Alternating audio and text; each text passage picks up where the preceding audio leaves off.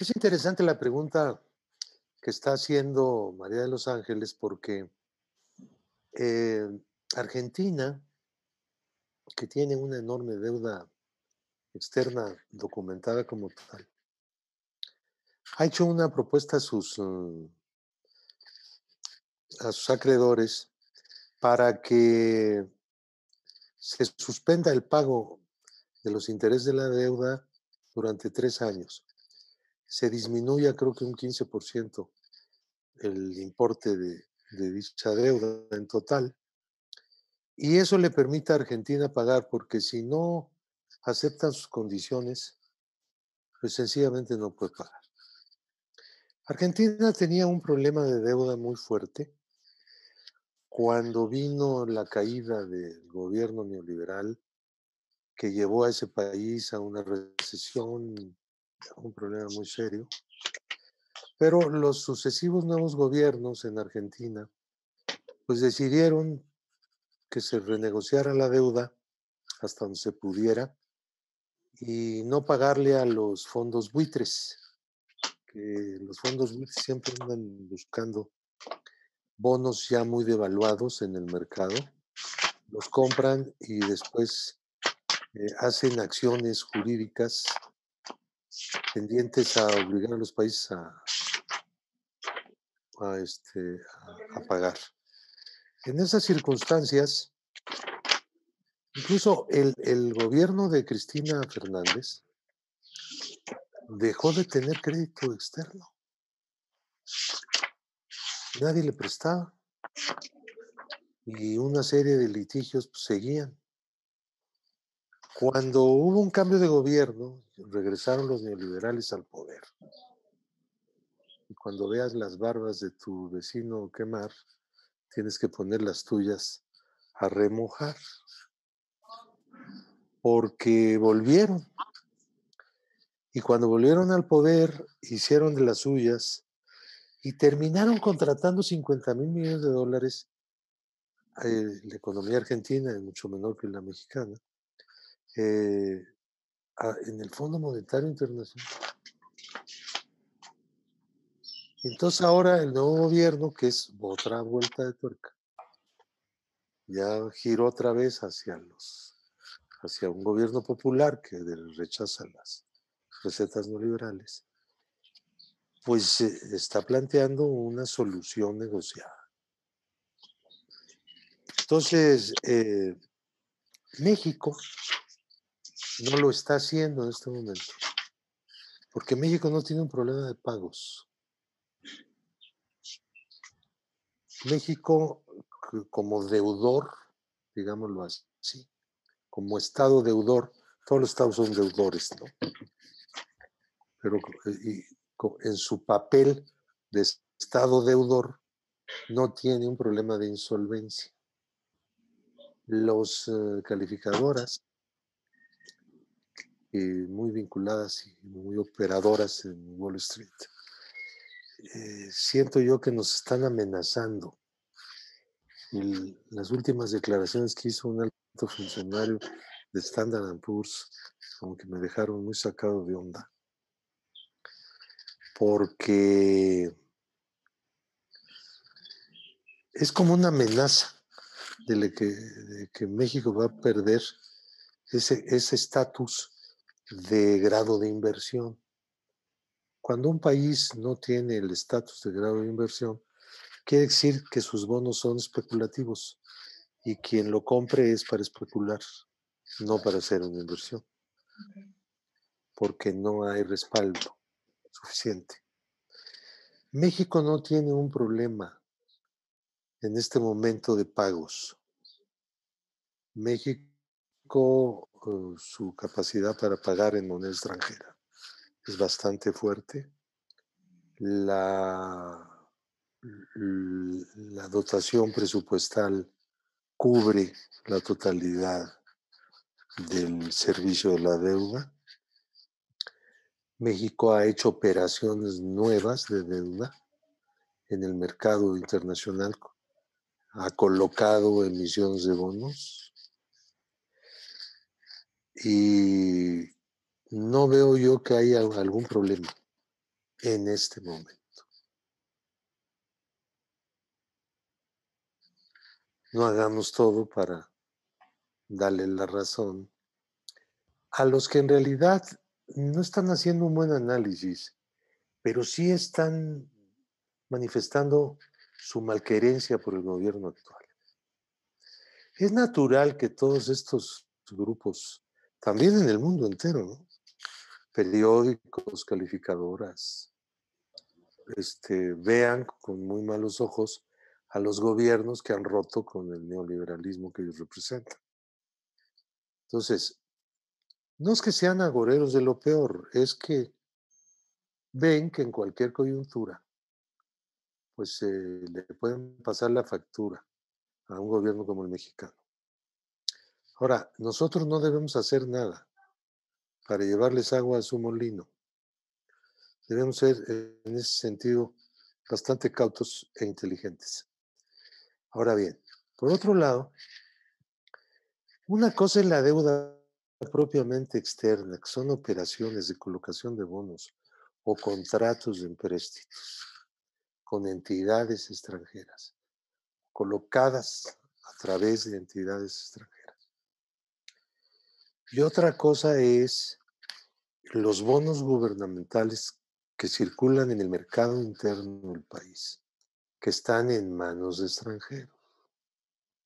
Algunos consideran que esto también es deuda externa. Yo no estaría muy de acuerdo porque su comportamiento no es el mismo a pesar de que si en un momento dado los poseedores de valores gubernamentales mexicanos deciden vender para llevarse el dinero, convirtiéndolo en dólares, lo pueden hacer sin ser extranjeros. O sea, o sea para nosotros las emisiones de valores para el mercado interno compradas por extranjeros, pues es lo mismo que el señor se apellide Rockefeller, aunque se apellide Slim, pues viene a ser lo mismo, ¿no? O sea, depende de qué comportamiento tenga esa persona en un momento dado que quiera huir de una inversión, ¿no? Si alguien quiere huir de una inversión para poner su dinero en Nueva York, en un fondo, o comprar acciones, o no sé, prestárselo a su tía en Houston, bueno, pues eso lo puede hacer. Recientemente hemos tenido bastantes extranjeros y también mexicanos que han hecho inversiones en los Estados Unidos. Miren, aquí tenemos un fenómeno que se dio cuando la caída del precio del petróleo. Quien estaba sufriendo más probablemente la caída del precio pues era Estados Unidos porque el petróleo que se hace de manera no convencional, que se le llama, se extrae por técnicas no convencionales, tiene un costo muy alto de producción. Si el precio en el mercado es muy bajo, será pues más bajo que el costo, por lo tanto están técnicamente en quiebra, ¿no? Esas empresas. Y una parte del petróleo norteamericano se produce por métodos no convencionales. Entonces, el gobierno de Estados Unidos estaba muy interesado en que hubiera un acuerdo, pero el acuerdo era para disminuir la plataforma de producción en 20 millones de barriles diarios. Y no hubo más que el acuerdo de 10 millones, reducido por la disidencia mexicana, que le bajó a 9.700.000, porque México no quiso poner más que 100.000 barriles diarios, por la situación especial en la que se encuentra la industria petrolera mexicana. Yo creo que la conducta del gobierno de Andrés Manuel fue correcta. O sea, hay mucho más interés de otros países por lograr una baja en la producción mundial y en la oferta mundial. Pero hay unas causas económicas que están aquí también presentes. no solamente es el volumen que se está produciendo, sino está del lado de la demanda. Se está consumiendo mucho menos fósiles en este momento, por decirlo, incluyendo el carbón y los hidrocarburos. Entonces, eso hace que baje el precio. Es lógico. Mire, entre paréntesis, quiero decir algo que a lo mejor no se entiende, pero me arriesgo. El precio de los hidrocarburos siempre ha sido altamente manipulado. Que a México le ha tocado las buenas y las malas es otra cosa. Pero que no tiene la lógica normal en el capitalismo, porque se trata de un bien, el petróleo crudo, monopolizado y monopolizable. ¿Entiendes? Entonces, una serie de elementos que son decisiones de productores intervienen en la fijación del precio. Entonces, nosotros hemos jugado pues digamos, al bueno y al malo, ¿no? Nos hemos beneficiado de precios altísimos, luego se ha caído, se ha derrumbado el precio y hemos tenido que pagar platos rotos que probablemente fueron más caros que el beneficio que nos dio en el momento en que el petróleo iba hacia arriba. Entonces, yo creo que la línea del gobierno mexicano es vender lo menos, la menor cantidad de crudo posible, ¿no? No estar tanto en dependencia de eso y utilizar el crudo mexicano pues en la transformación interna y en la industrialización del país y en el consumo de las gasolinas que estamos comprando pues, la mayor parte del consumo nacional de gasolinas en el extranjero, pero ahí hay, además de estar pagando pues la renta petrolera por la cantidad de hidrocarburo que contiene la gasolina, estamos pagando también la ganancia industrial, ¿no? La industria tiene una ganancia por producir gasolina, ¿no? Y contrata trabajadores en el extranjero, ¿no? Incluso, miren, Pemex tiene la mitad de una refinería en Texas, Deer Park, y la inmensa mayoría de los trabajadores no son mexicanos, ¿verdad? Son norteamericanos. O sea, la empresa opera como la otra parte de los socios, como empresa norteamericana. Simplemente México es propietario de la mitad de las acciones. Eso es lo que ocurre, nada más. Pero bueno, pues esa cantidad de gasolina la podemos hacer aquí, ¿no?